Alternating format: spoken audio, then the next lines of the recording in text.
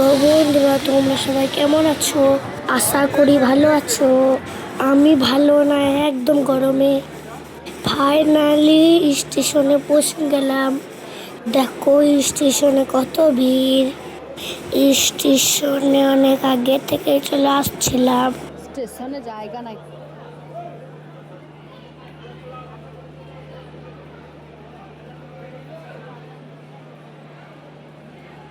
হ্যাঁ, এরপর দেখো বন্ধুরা, উঠে পড়েছি। ভোটের লেগে কত ভিড়, কত ভিড় দেখো গরমের মধ্যে। ট্রেনের মধ্যে অনেক কষ্ট পেয়েছি, কিন্তু কিছু করার নেই। এইভাবে যেতে হবে, আর কোনো উপায় নেই। সামনেই ভোট, তার জন্যে কত ভিড়, দাঁড়ানোর জায়গা নেই ট্রেনের মধ্যে। আমি তো পুরো জামা খুলে দিয়েছি এত গরমের জন্য। মানুষের ভিড়ের জন্য অনেক গরম।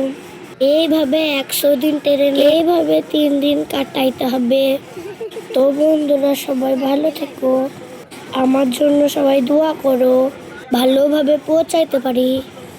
আল্লাহ হাফেজ।